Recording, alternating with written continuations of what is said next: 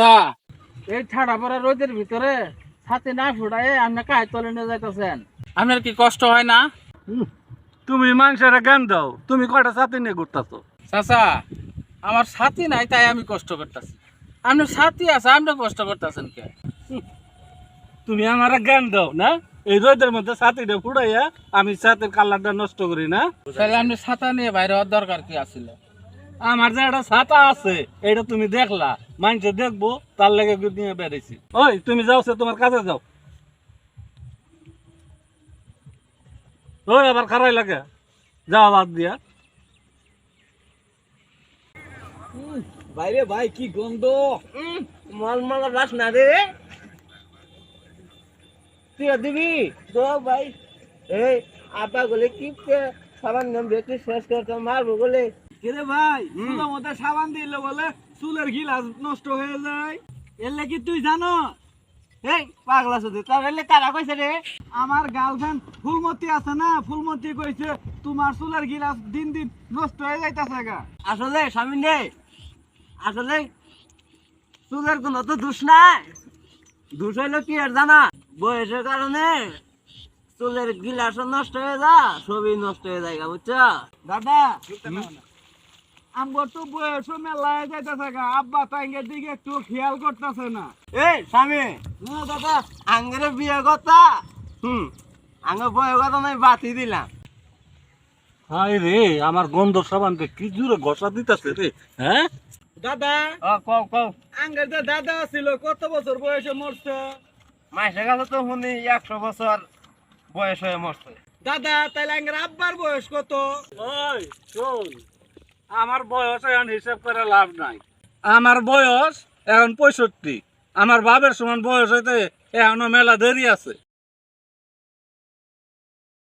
ওই এখন তোর আমার কাছে হিসাব দে, এই নতুন গন্ধ সাবান দিয়া গোসল করার অনুমতি তো করে কারা দিচ্ছে?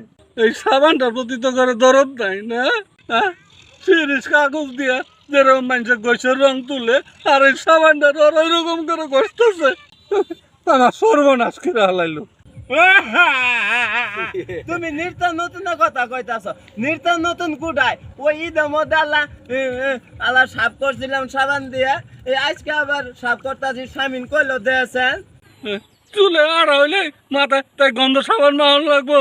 হ্যাঁ, এই ছোট ঈদের মধ্যে সাবানটা কিনছি 3 মাসই হয় নাই, আমি সাবানটা তোরা শেষ করে হারাইলি। গোপনে গোপনে এই কামে হইতাছে, তোরা আমার সর্বশান্ত করে সার্ভিস, বুঝছি? বিশ্বাস করেন আব্বা, আমি কোনোদিন চুরি করে সাবান গায়ে দেই নেই। আরে নিজের চোখে যা দেখতাছি শুনতাছি, এরপরে আর কি বিশ্বাস করবো?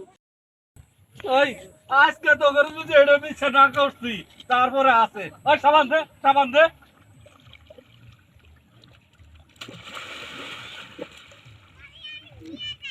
এই দুই পোলা আমার সংসারটারে ধ্বংস করে হালাবো।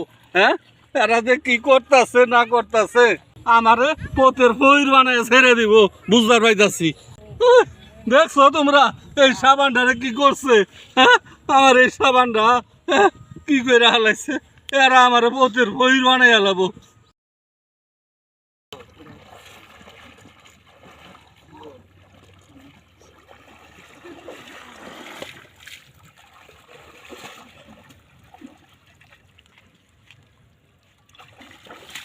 স্বামী, তোর আমি আগে না কইছিলাম বাসনার সাবান দিয়ে গোসল করবো না, এই ভিজে কাপড়ে কোথায় আর বয়ে থাকবো, এই নদী পার কখন দেখি। এই ঠান্ডা নাড়লে ওষুধ কারা দিব রে? তুই তো বড় স্বার্থপর দাদা রে, পরের মতো কথা বলছ আর সব দোষ আমার দিতেছ না। তুই না কইলি সকিনা তোরে কইছে তোর চুল আড়া লাগে যাইতেছে গা। হেই, তুই আর ছোট ভাই তা আমার হাতে ফাইজলিমি করা, সকিনা কি ভাই বুঝবো আমার চুল আড়া আছে? হ্যাঁ, এই সকিনা কি আমার মাথা মধ্যে হাত দিয়ে দেখছে আমার চুল আড়া? তোরা খালি সবারই খালি নিজের মতন বাবাস। হেই বড় ভাই, চুলের মধ্যে কি হাত দিয়ে বোঝার লাগে যে চুলের গিলাস আছে? চুলের গিলাস তাহলে তো এমনি বোঝা যায়। হেই, তোমার কাছে কোনো প্রমাণ আছে? এই ছোট ভাই, এই তুই আগ করিস কে আমার উপরে? হ্যাঁ, তোর ফুলমতি বলে কইছে চুলো সাবান না দিলে চুলের বলে গিলাস নষ্ট হয়ে যায় গা। এই এন বাদ দে, ভাইবে চিন্তা দেখ এন কি করা যা। বাইরে ইনোর কত বই থাকমু, যা গামছা পরে বাইর যাই গে। ভিজে কাপড় আর কত বই থাকবি? আচ্ছা।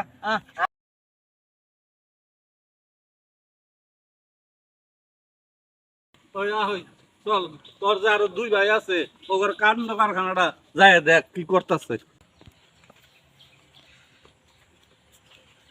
আসসালামু আলাইকুম। ওয়ালাইকুম আসসালাম। কি বা আছেন আপনারা? ভালাই আছি, তুমি কি আছো? আছি, ভালোই আছি। তো যাইতাছো কই? আমরা ঘরে বাড়িতে যাইতাছি। বলছিলাম কি আব্বা, আপনার মেয়ে ওই ছবিগুলোর জন্য একটা মেয়ে দেখেছে। এই মেয়েটা তো আবার আমগর গায়ে।